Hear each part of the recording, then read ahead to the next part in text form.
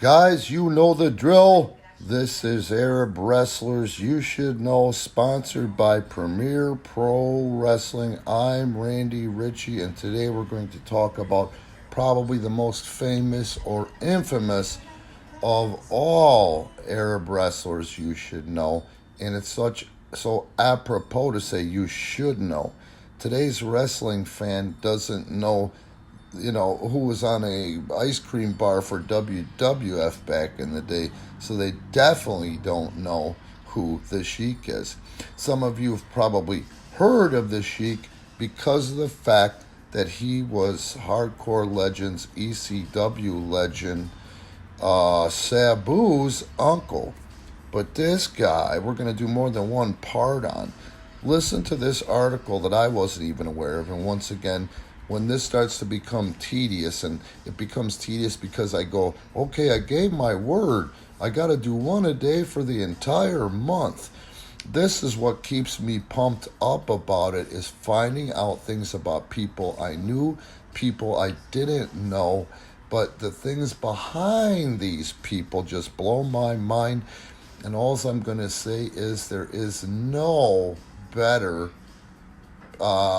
definition of an Arab American, and there's no more compelling Arab American heritage than Ed Farhat, man. Than Ed Farhat, the original Sheik.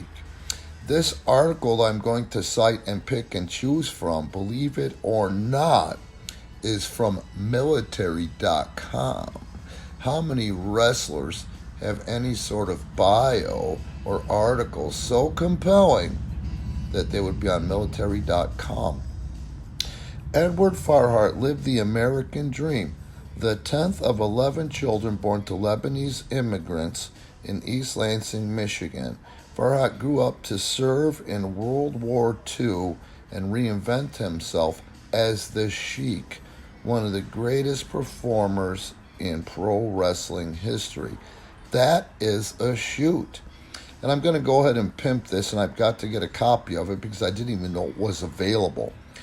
If you want to know the complete epic tale of Farhat's life and career, Brian R. Solomon's book, Blood and Fire, the unbelievable real-life story of wrestling's original Sheik.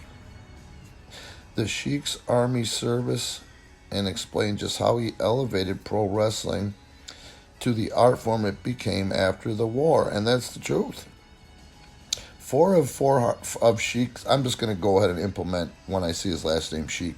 4 of Sheik's older brothers were already serving when Sheik supposedly borrowed his older brother Edmund's birth certificate to enlist in the Marine Corps while still underage.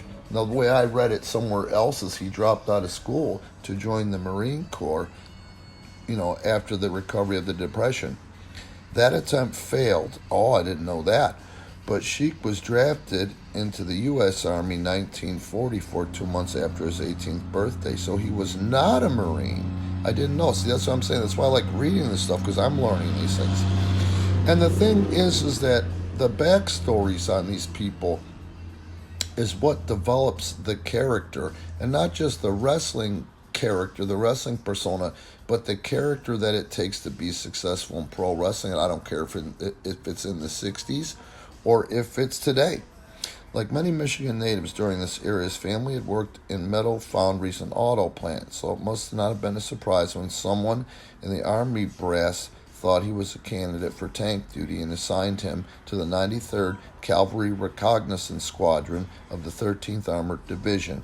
January 1945, the 93rd Cavalry was sent to France to join General Patton's 3rd Army.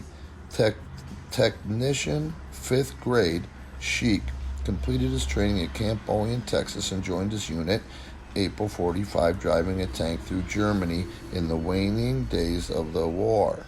Well, I heard those waning days were where there were snipers and bombs and mines and all that stuff, man. So that was no walk in the park for the Sheik, was it? During basic training, Sheik was introduced to the sport of amateur wrestling. As the fighting wound down, troops stationed in Europe began playing organized sports to pass the time.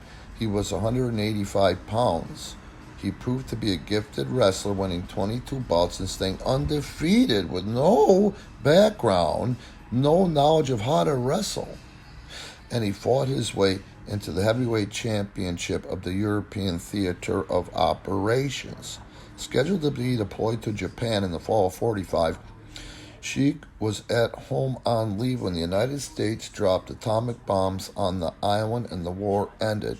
PFC Edward Farhat was discharged in 46. Sheik initially got a job assembling Oldsmobiles at a local factory, but was discovered by local professional wrestling promoters or working out at a local gym.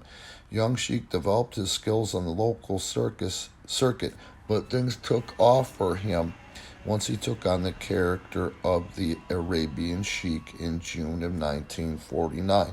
By the end of the year, he'd refined the name to become the Sheik of Araby, and one of the most successful wrestling careers of the 20th century was born.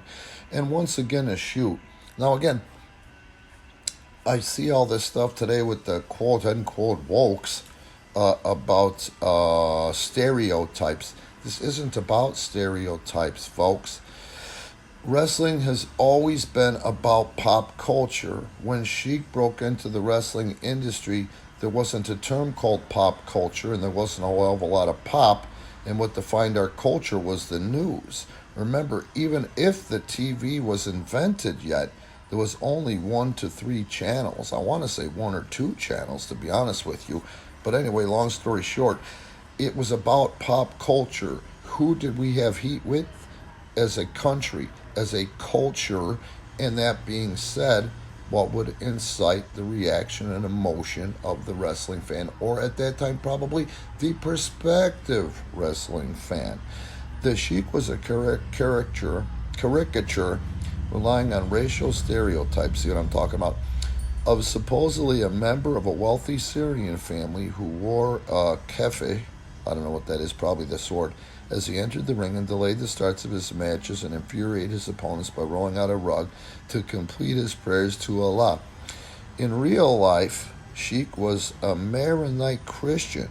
Outside the ring, Sheik pretended not to speak English or understand English, so his wife Joyce, aka Princess Salima, ordered for him in the restaurants. That's great. It sounds like his wife was his handler in the beginning, which makes a lot of sense. Now, you see what I'm saying about the stereotype or somehow something being wrong or poor Sheik for having to emanate that character? The funny thing about it is, as we read, the brother was Lebanese and he was playing a Syrian. So he was just playing a part, guys. There's nothing to be all panty twisted about. And when you twist your panties and your panties are twisted, that means your genitalia is bind. And when your genitalia is bind, how can you be open to be entertained or enjoy anything?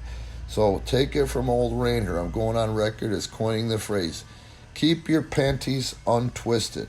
That should be on a t-shirt, huh?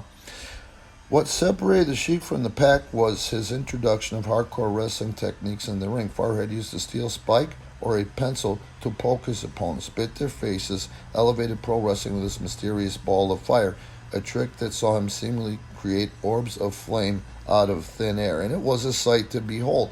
Where's the proof in the pudding? The unbelievable crowds that he would draw and the actual real heat. Here we go. Those methods made him one of the most hated villains in pro wrestling.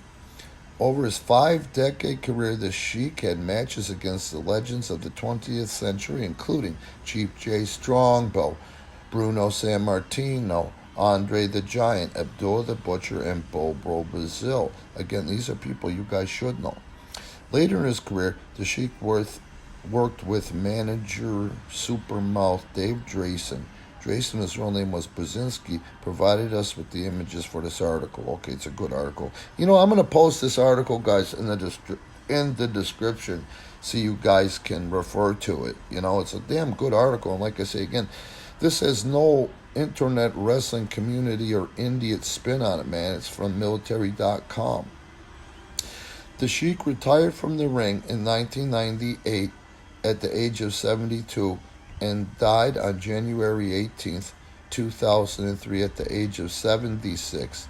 The Sheik was inducted into the Hall of Fame by a pair of noted pro wrestlers, his nephew Sabu and Rob Van Dam. And I didn't know that Sheik had trained Rob Van Dam. So that's what we're going to do for today, man. I thought this was a great article, and I'm sure nobody is going to have a problem with. And if you do, well, you probably don't like this anyway. You probably just listen to goof and hate on us and hate on me. But I feel really, really, really strongly about the Sheik, one of the most renowned characters in the history of the sport and the industry that I love with my heart and soul. So we're going to do more than one part on Sheik Edward Farhat.